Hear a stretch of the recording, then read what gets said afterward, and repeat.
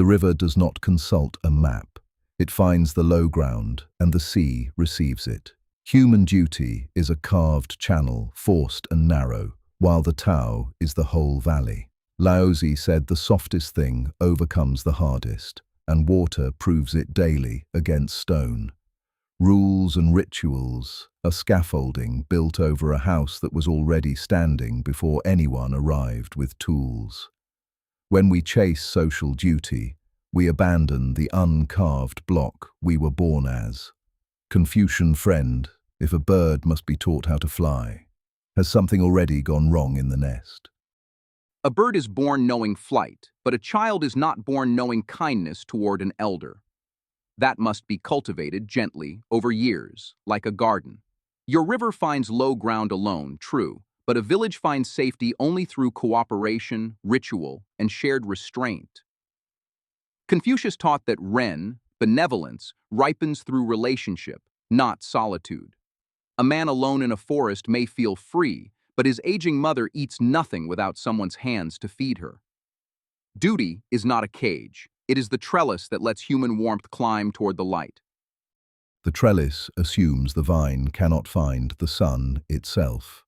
Watch a child before anyone corrects her. She shares her rice without a lecture on ren. Zhuangzi tells of a butcher whose blade never dulled because he cut along the ox's natural seams instead of forcing through bone. Your rituals force through bone. They teach the child to perform devotion instead of feeling it, and soon the performance replaces the feeling entirely. The trellis becomes the plant's whole shape. I ask you plainly, when a son bows correctly but resents his father in his heart, has Li succeeded or merely disguised its own failure? The bow is not disguise, it is practice, and practice shapes the heart over time. Xunzi taught that human nature untrained is crooked wood, and ritual is the steaming and bending that straightens it. Your generous child had parents who modeled sharing long before she acted alone. Nothing in a person grows in true isolation, not even your uncarved block, which was still shaped by wind, soil, and season. A butcher's skill came from years of discipline before his blade found ease.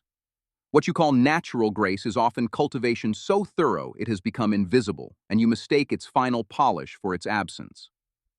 Call it invisible cultivation, if that comforts you, but name the danger plainly. A ruler once demanded elaborate mourning rites, and the people wept correctly while starving quietly, because grief had become a performance owed to the state rather than the dead. Laozi warns that the more laws multiply, the more thieves appear, since each new rule creates a new way to break it. Wind and soil do not issue commandments, they simply are, and the tree simply grows.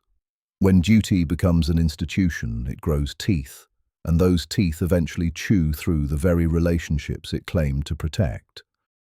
A ruler who twists mourning into tyranny has broken Li, not fulfilled it. Confucius himself criticized rulers who used ritual as decoration over cruelty. That failure is corruption, not proof that structure itself corrupts. Consider a bridge, poorly built, it collapses and kills those crossing it. Well built, following sound principle, it carries a village safely for generations. The answer is not to abandon bridges because some fall down. It is to build them with wisdom, humility, and correction. Your wind and soil never had to bury a parent, negotiate a famine, or raise a fatherless child. Structure exists because life demands more than instinct.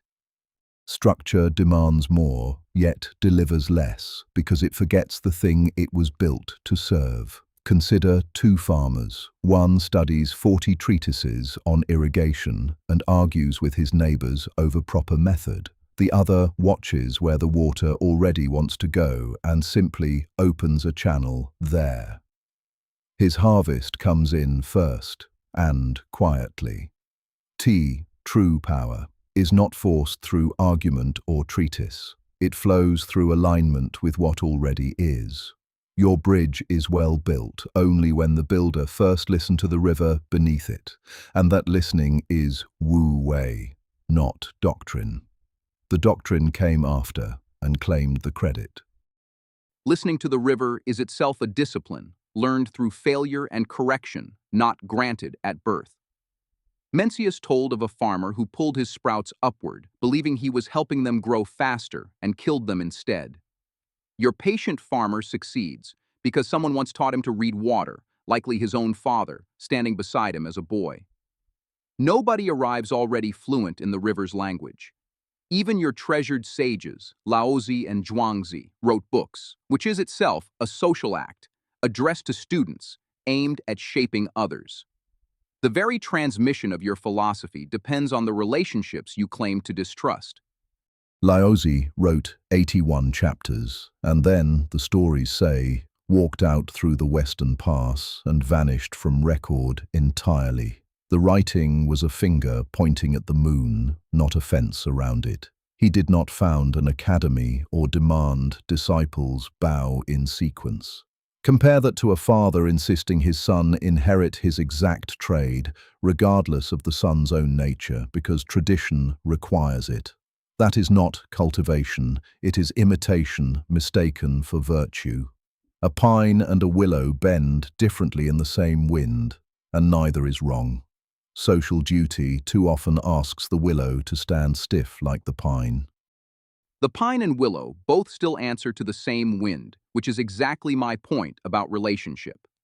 Neither grows in a vacuum sealed off from soil and season and neighboring roots. A father who forces his son into an unsuited trade has misunderstood Li, not exposed its failure, since true ritual asks a parent to know the child, not erase him. Xunzi never asked for identical trees. He asked for a garden tended with attention, so each plant reaches its particular height without choking its neighbor. Your hermit, who walks into the mountains alone, still relies on villagers below who grew the rice he eats in solitude. Your weakest point is the claim that nothing grows in true isolation, so cultivation always deserves the credit. That proves too much and too little at once. If everything is shaped by wind, soil, and neighbor, then your entire argument for deliberate structured duty collapses into the same natural process you claim opposes it. You cannot have it both ways. Either duty is simply another name for nature, which is my position, or duty is something separate and imposed, which then must justify itself beyond mere influence. You borrowed my point to defend your conclusion, and the borrowing quietly undermines the very distinction your whole position depends on. Your weakest point is the vanishing sage, offered as proof that true wisdom needs no transmission or relationship. Yet Laozi's walking away means nothing to us without the border guard who begged him to write first. Without that request, without students copying and preserving the text for centuries, your entire tradition disappears into the mountains with him. You praise Wu Wei while depending entirely on a lineage of teachers, commentators, and translators to carry your philosophy across 2,000 years. The uncarved block you celebrate reached us only because carved, dedicated hands refused to let it be forgotten. Your ideal quietly requires the very structure you reject. The river still finds the sea, whichever paths people carve beside it. Perhaps our disagreement is smaller than it sounds. You cultivate the garden, I trust the wild field, but both of us want the fruit to ripen honestly. Where we cannot meet is this. You believe the trellis makes the vine strong. I believe the vine was always strong, and the trellis only forgets to notice. Every metaphor you offered, the river, the block, the pine, still needed someone to name it, remember it, and pass it forward, which is relationship at work. There we agree more than you admit. Where we part is final. I hold that goodness is built patiently between people across generations, while you hold that it was complete before anyone spoke a word.